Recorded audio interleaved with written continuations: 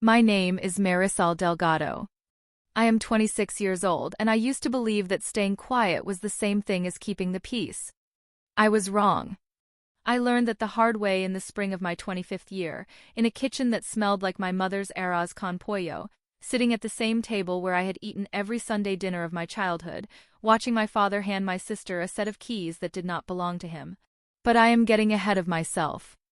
To understand what happened that Sunday, you have to understand what my life looked like before it. Not the version my family told at holidays. The version where I was the responsible one, the steady one, the daughter who had figured things out early and therefore needed nothing. But the real version, which was quieter and more complicated and, for a long time, entirely invisible to the people who were supposed to see me most clearly. I moved out of my parents' house in Fresno the month after I turned 22. I had finished my associate's degree in accounting at the community college, passed my bookkeeping certification on the first attempt, and been offered a part-time position at a small property management firm called Castillo and Vega. It was not glamorous work. I reconciled rent ledgers, tracked maintenance invoices, and answered phones 3 days a week while the two partners handled the leasing side. But it paid enough, combined with a second job doing tax prep at a seasonal office every January through April, that I could cover my own rent, my own groceries, and my own car insurance without asking anyone for anything. The apartment I found was a one-bedroom in a complex called Sunrise Court, about 4 miles from my parents' house. The building was older. The carpet in the hallway had been replaced at least twice in the last decade based on the seam lines I could see near the stairwell, but my unit was on the second floor with a window that faced east, and in the mornings the light came through it in a way that made the whole space feel bigger than it was. I painted the kitchen wall a deep terracotta on a Saturday afternoon 2 months after I moved in, using a roller I bought at the hardware store for $11 and a color I had chosen from a sample strip I carried in my wallet for 3 weeks before committing. I am telling you this because the apartment matters. The apartment is where this story lives. Mid-video hook, relocated here, now word 290. I want to stop here for a moment because if any of this sounds familiar to you, if you have ever sat at a family dinner and felt a decision being made about your life before anyone had the courtesy to ask you a question, then you already know the particular stillness that settles into your chest when you realize the conversation happening around you is not actually a conversation. It is an announcement you haven't received yet. I knew that stillness well by then. I had been living inside it for most of my life. I had been at Sunrise Court for about 8 months when my father started mentioning my sister Gabriella in the same breath as my address. Not directly. Not in a way I could point to and say that is what he was doing. It was always a comment at the edge of something else. Gabriella needed a change of scenery. Gabriella was between situations. Gabriella had always done better in a different environment, and wasn't it interesting how well I seemed to be managing on my own? Didn't I have a little extra space? Wasn't my place just a few miles from the community center where she was thinking of taking a ceramics class? Gabriella is 3 years older than me. She is the kind of person my parents describe as having a lot going on inside her, which is the phrase they use when they mean she is difficult in ways they have decided not to examine too closely.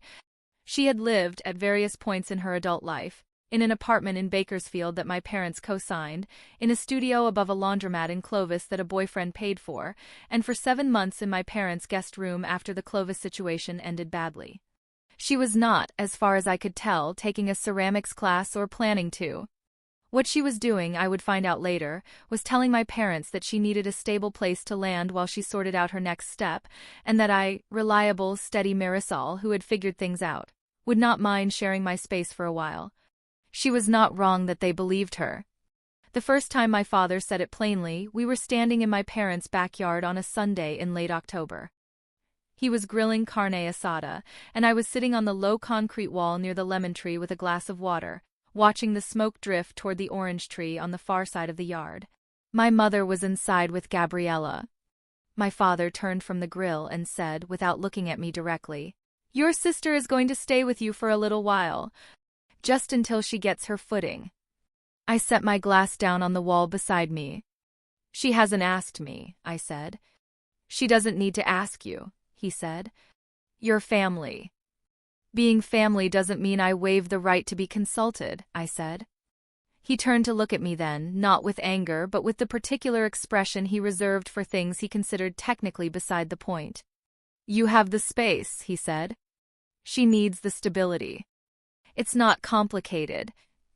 I use that space for work, I said. I bring files home. He said, she'll work around your schedule. She's not asking for much. I said, then she can ask me herself.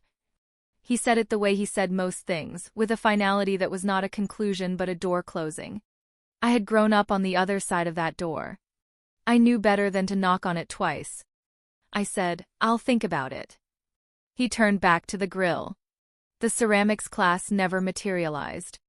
What materialized instead was a Sunday dinner 3 weeks later, the kind my mother organized when she wanted something to feel official. The good tablecloth, the rice made from scratch instead of the box, a flan cooling on the counter since that morning. My father sat at the head of the table. Gabriella sat to his right, which was where I usually sat. I sat across from her without commenting on it. Halfway through the meal, my father set down his fork and said that it was settled. Gabriella would move some of her things to my apartment the following weekend, just temporarily, just to give her a stable base while she figured out her work situation. My mother nodded and said it was the right thing to do. That family takes care of family, and that she knew I understood that. Gabriella smiled at me across the table. It was a particular kind of smile, the kind that knew something I didn't yet, or thought it did. I said, I don't have a second bedroom. My father said I had a couch. The couch is for guests, I said. I use that space for work. I bring files home. My mother said Gabriella would be respectful of that. Gabriella said, of course she would, she was not a child. I looked at my father. I looked at my mother. I looked at Gabriella's smile. I picked up my fork and took a bite of rice and said nothing because there was nothing to say that they were prepared to hear. After dinner, while my mother and Gabriella were in the kitchen washing dishes, my father came and stood near me in the living room. He had his hands in his pockets, which was what he did when he believed he was being reasonable. You've always been the strong one, he said. Your sister needs someone to lean on right now. I'm 26, I said. I'm not a support structure. He looked at me the way he had looked at me since I was small, with a kind of patient disappointment, as if I had said something slightly embarrassing and he was choosing not to address it directly. Don't be selfish, he said. It's not a good look. I squared the papers from the folder I had been carrying with me, the Castillo and Vega invoice I had planned to review on the drive home, and set them flat on the arm of the chair. I said nothing. He walked back to the kitchen. I sat there for a moment, alone in my parents' living room, and I felt something shift behind my sternum. Not anger, not exactly. Something quieter and more deliberate, the particular sensation of a decision beginning to form. The following Sunday there was another dinner, and the week after that another, and each time the arrangement was mentioned as if it had already been agreed to, as if my silence in the previous conversation had been a form of consent. Gabriella began talking about it openly. She mentioned which of her boxes she would bring first, whether my parking lot had a guest space, whether I had a spare drawer in the bathroom. My mother asked if I had a spare key made yet. I had not. You should get one made before next weekend, my mother said. It would save everyone the trouble of coordinating. I haven't agreed to this, I said. My mother looked at me the way people look at someone who has just said something technically true but socially inappropriate. Marisol, she said in the tone that has always meant stop making this complicated, she's your sister? She's 30 years old, I said. She can rent an apartment. My father, from the other end of the table, said, you have the space. She needs the help. That's the end of it. I haven't said yes, I said. My father set down his glass. You haven't said no, either. I'm saying it now, I said. I need more time to think this through. Gabriella said nothing, but she reached across the table and took the last piece of bread from the basket, and she was still smiling. My throat tightened. I took a sip of water.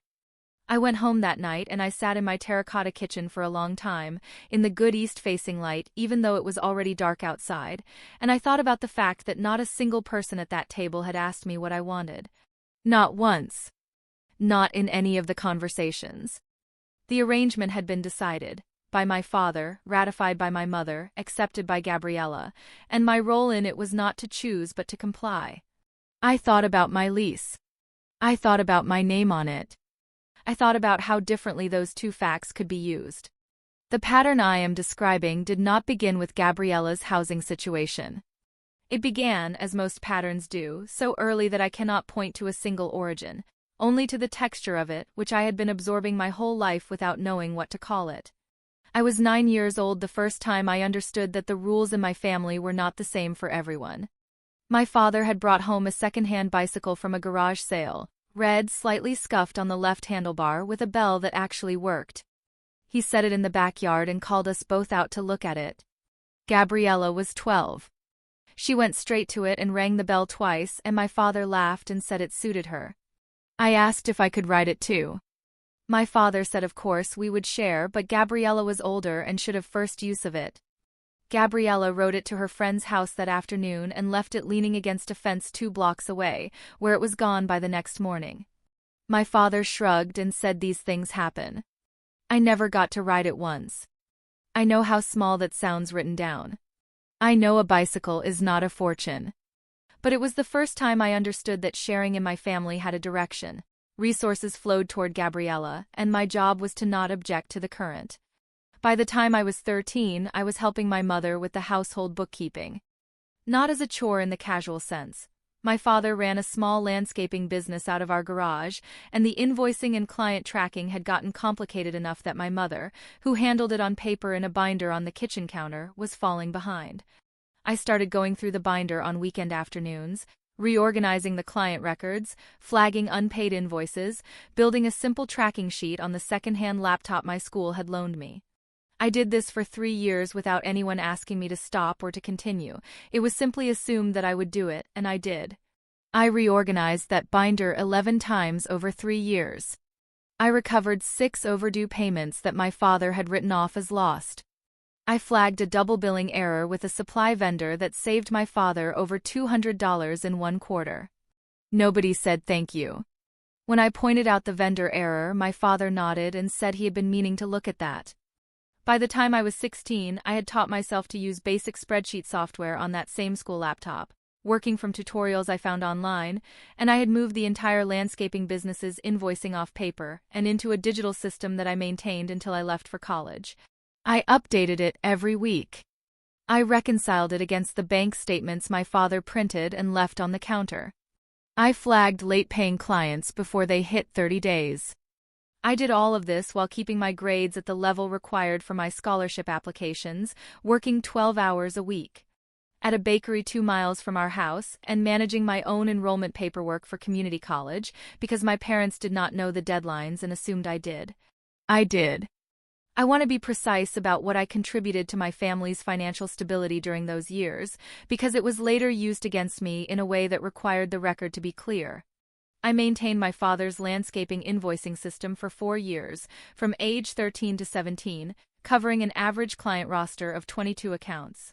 I recovered a documented 6 overdue payments totaling approximately $1,100 across those 4 years. I identified and corrected 2 vendor billing errors. I kept the binder current through my mother's 2 hospitalizations, once for a kidney issue when I was 14 and once for a minor surgery when I was 16, during both of which my father was focused on Gabriella's emotional state rather than the business paperwork. I managed my own college enrollment and scholarship applications without parental assistance, secured a partial merit scholarship to the community college, and graduated in 2.5 years while working part-time. I passed my bookkeeping certification on the first attempt. I secured my own apartment, my own car insurance, and my own lease, all before my 23rd birthday.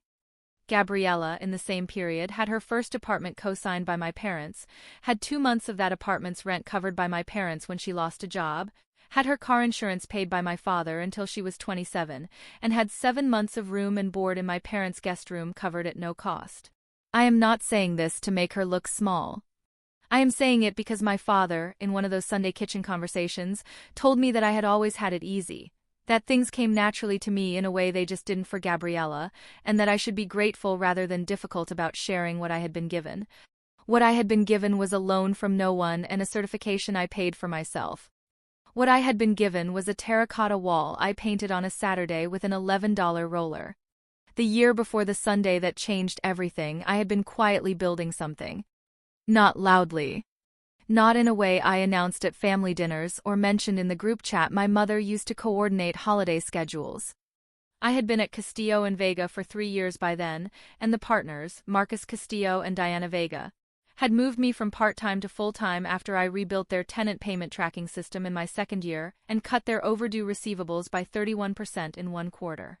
My title on paper was still accounts manager, but the work I was doing covered lease renewals, vendor contract review, and the financial side of 2 small acquisitions the firm had made in the previous 18 months. Diana Vega had started including me in the acquisition conversations. Not as a note-taker. As a reader. She would send me a lease abstract or a rent roll and ask what I saw. I told her what I saw. She started taking my assessments to the bank meetings.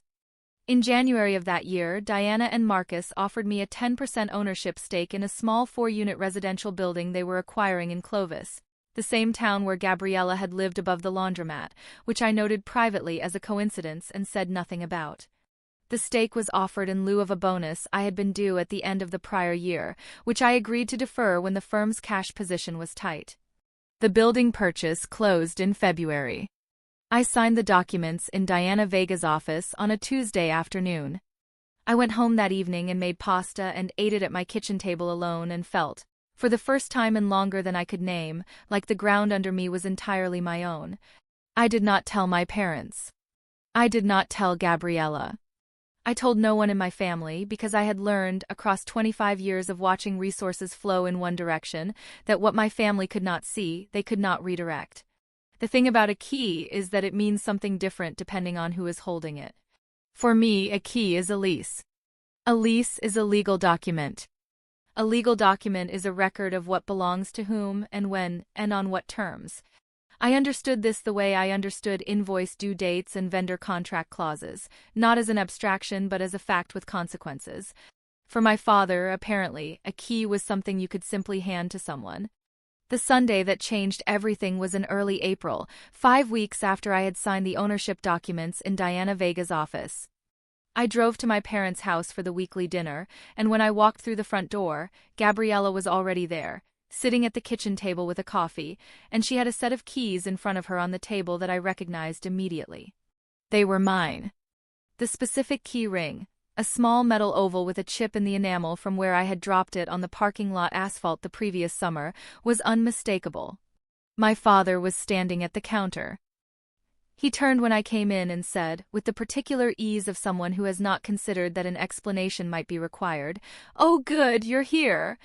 We made a copy of your key for Gabriella. She's going to start moving some boxes over this week." I looked at the keys on the table. I looked at Gabriella, who picked up her coffee. "Where did you get my key to copy?" I asked. My mother, from the stove, said, "You left your spare on the hook here last Thanksgiving. We had a copy made." I had left a spare key at my parents' house 18 months ago in case of emergency. My mother had taken it, had a copy made from it, and given the copy to Gabriella. Without telling me. Without asking me. I stood in the doorway of my parents' kitchen, and I did not move, and I did not speak, and I felt something very cold and very clear settle into the center of my chest. My father said, "She'll be respectful. She knows it's your space." Gabriella said, "I'm not going to be in your way." My mother said, "It's just temporary. You know how she is when she has a stable base to work from." I looked at the 3 of them. My father, satisfied. My mother, smoothing it over. Gabriella, already treating the arrangement as complete. I said, "When were you planning to tell me?" My father said, "We're telling you now." I picked up the keys from the table. I turned them over once in my hand. The chipped enamel oval caught the kitchen light. I set them back down. "I see," I said. My father said there was no reason to make this into a production. My mother said dinner would be ready in 20 minutes, and could we please just sit down like a family? Gabriella started talking about which boxes she was going to bring first, and whether she should borrow my father's truck or whether I had a preference for the day of the week. I walked to the table and sat down. I did not say anything else for the rest of the meal. But what none of them knew, what I had not told anyone in that room, what I had been quietly not telling them for 6 weeks by that point, was that I had already moved out of Sunrise Court. The dinner after that one was 3 Sundays later. I drove to my parents' house the way I always did, same route, same exit off the freeway, same left turn at the signal by the tire shop on Blackstone. I had the Castillo and Vega folder on the passenger seat, the one I always brought and rarely opened at the table. I had my phone. I had, in the inside pocket of my jacket, a folded document I had asked Diana Vega's attorney to prepare for me 2 weeks earlier, after a conversation in Diana's office where I explained, quietly and without drama, what was happening at my parents' house and what I needed documented before the next family dinner. Diana had looked at me across her desk for a moment and then said, "Do you want a letter or a full summary?" I said a letter would be sufficient. She said she would have it ready by Friday. It was ready by Thursday. I parked in front of my parents' house and sat in the car for 1 minute. Then I picked up the folder, got out, and went inside. Dinner was the same configuration as always. My father at the head of the table, my mother between him and the kitchen, Gabriella to his right. There was a pot of pozole on the stove that I could smell from the front door. My mother had made the good tortillas, the ones from scratch. It looked, the way it always looked, like a family that knew how to take care of its own. My father asked how work was going. I said it was going well. My mother asked if I had eaten lunch. I said I had. Gabriella talked about a job application she had submitted, something in retail management, and my parents listened with the particular attention they reserved for Gabriella's next steps. Not skeptical, not probing, just receptive in a way that had never fully extended to me, even when my steps had been larger and more concrete. We ate. My mother brought out the tortillas. My father poured water. And then, because he was my father and he had never in his life seen a reason to delay what he had already decided, he said, "Gabriella is going to start bringing her things over next Saturday." I told her I'd help with the truck. I set my spoon down beside my bowl. "That won't work," I said. My father said, "What won't work?" "Saturday," I said. "Moving her things to the apartment." "It won't work." My mother said, "Marisol, we already talked about this." "We talked about a lot of things," I said.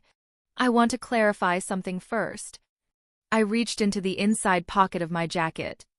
I took out the folded letter. I opened it once along the center fold and placed it on the table between my bowl and my father's, face up flat. "That's a letter from the attorney at Castillo and Vega," I said. "It's a summary of the current lease status on the Sunrise Court apartment." My father looked at the letter. He did not pick it up. "What is this?" he said. "The lease on that apartment expired 6 weeks ago," I said. "I didn't renew it. I moved out on the last day of February. I have been living somewhere else since then." The kitchen went quiet in a way that was different from ordinary quiet. My mother stopped moving. Gabriella set down her tortilla. My father said, "What do you mean you moved out?" "The lease expired," I said. "I gave notice in January, as required. I vacated the unit on February 28th. The apartment has a new tenant as of March 1st. The key you had copied and gave to Gabriella does not open any door I have access to." My mother said, "Where have you been living?" "Somewhere else," I said. "That's a separate question." My father looked at me in a way I had seen exactly once before. The year I was 16 and I had corrected him in front of a client about an overdue invoice, and he had realized, in the moment of my correction, that I was right. It was not quite anger. It was the expression of someone recalibrating, which in my father's case always preceded something loud. He said, "You did this deliberately." "I moved when my lease ended," I said. "You didn't tell us." "You didn't ask," I said. "You told me what was happening to my apartment and assumed I would accommodate it." "I didn't." My mother said, "Marisol, that's not fair. We were trying to help your sister." "You gave away a key to a space I pay for," I said, without asking me. "That's what happened." Gabriella said, "So where are we supposed to go with this now?" Not a question, exactly. More like something said into the air to fill it. My father said, "You should have said something. You had weeks." I looked at him. "You're right," I said. "I had weeks. You had years." He started to answer. I held up one hand, not sharply, just enough to pause the room, and I reached back into the folder on the chair beside me and produced a second document.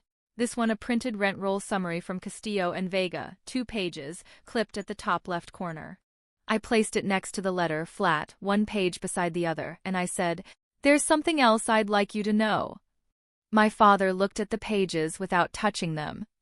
I said, "I have a 10% ownership stake in a 4-unit residential building in Clovis. The acquisition closed in February. The stake was issued in lieu of a deferred bonus. The building is currently at full occupancy.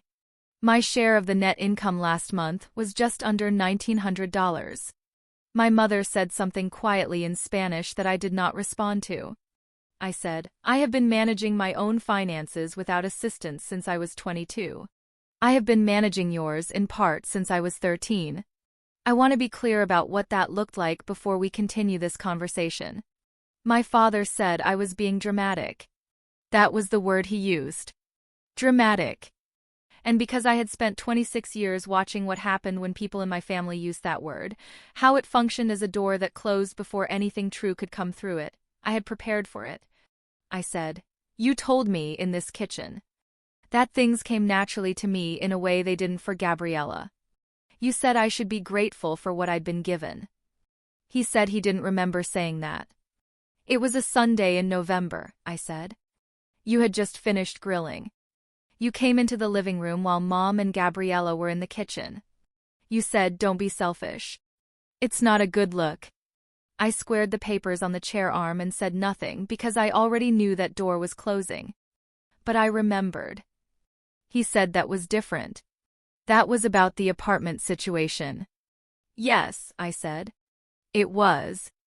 And before that, the October Sunday in the backyard by the grill, you said Gabriella needed to stay with me and that she didn't need to ask because we were family."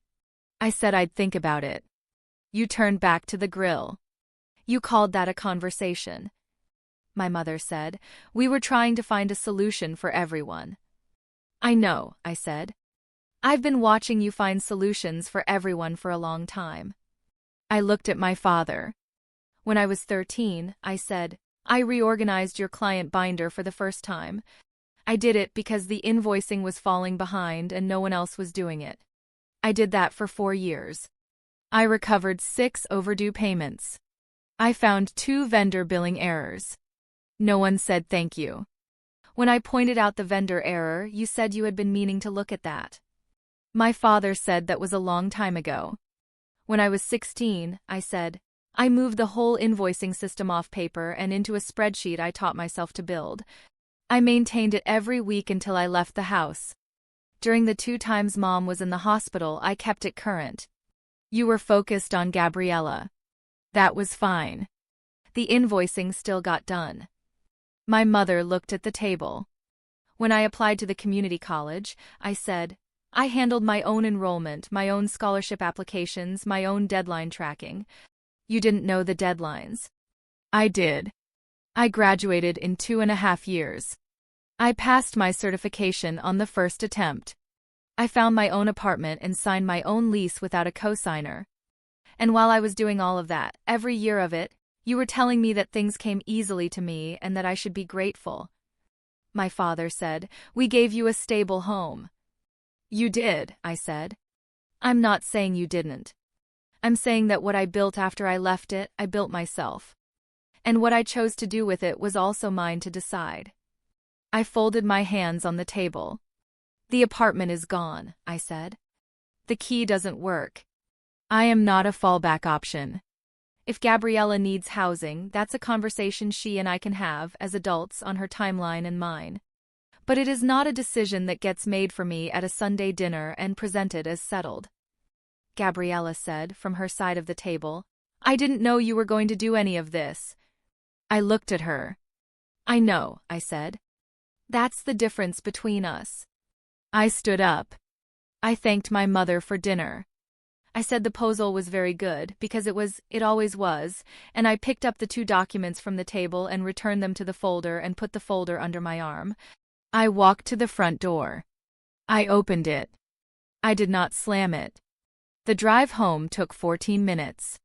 I kept both hands on the wheel and the radio off. When I got home, to the new place, the one no one in my family had the address for yet, I hung my jacket on the hook by the door and made a cup of tea and stood at the kitchen window while it steeped. My mother called twice that night. I let both calls go to voicemail. The first message was 12 seconds long. The second was 40. I did not listen to them until the following morning, standing in the same kitchen in the same light, and what she said in the second message, quieter than the first, the anger already draining out of it, was that she hadn't known about the invoicing. That she hadn't realized. She didn't say sorry. She got close. My father did not call. Gabriella sent a text 3 days later that said, "I should have asked you directly. I'm sorry I didn't." It was the first apology I had received from anyone in my family in longer than I could measure. I read it twice and wrote back, "Thank you. I mean that. Because I did." Whether she found her own apartment or whether she leaned on someone else, I don't know. I stopped tracking the logistics of other people's situations around that time. I had enough of my own to manage, and for the first time in my life, that felt like a complete and sufficient answer. Here is what I know now that I didn't know then, or maybe knew but couldn't say out loud. Being reliable is not the same as being available. Being capable is not an open invitation. And the steadiness that other people admire in you, the kind that makes them say she'll be fine, she always figures it out, is not a resource they have a claim on. It was never theirs to draw from. I spent a long time believing that keeping quiet was a form of loyalty. That staying small in the rooms where I had always been made to feel like the practical one, the one who handled things, the one who didn't need much, was somehow a kindness to the people who needed the space I was vacating. It wasn't. It was just habit. It was the muscle memory of a child who had learned early that objecting to the current only made her tired. What changed for me was not one conversation or one document placed on one table. What changed was the moment I realized that my name on a lease was not a formality. It was a fact. And facts, in my experience, are the only things that reliably hold their shape when everything else in a room is trying to rearrange itself around someone else's need. I signed those ownership papers in February, and I drove home and ate pasta alone at my kitchen table, and I felt like the ground under me was entirely my own. And then I moved, quietly, 6 weeks later, and told no one, and let the key my family had copied become a key to a door that no longer existed. That is not cruelty. That is not revenge, exactly. It is something simpler and, I think, more durable. It is the decision to stop organizing your life around what other people assume about you, and to start letting the facts speak for themselves. The facts spoke. I let them. If you have ever been the one in your family who handles things, the one everyone assumes will accommodate, will adjust, will quietly absorb whatever the current arrangement requires of you, I hope something in this story lands for you. Not as a script for what to do, but as a reminder that what you built is yours. It doesn't pass to someone else. Because the people who love you decided it was convenient. If you found something in this that felt true, share it with someone who needed to hear it too. There are more of us than any one dinner table lets on. This story is fictional and created for entertainment purposes. Any resemblance to real people, places, or events is coincidental.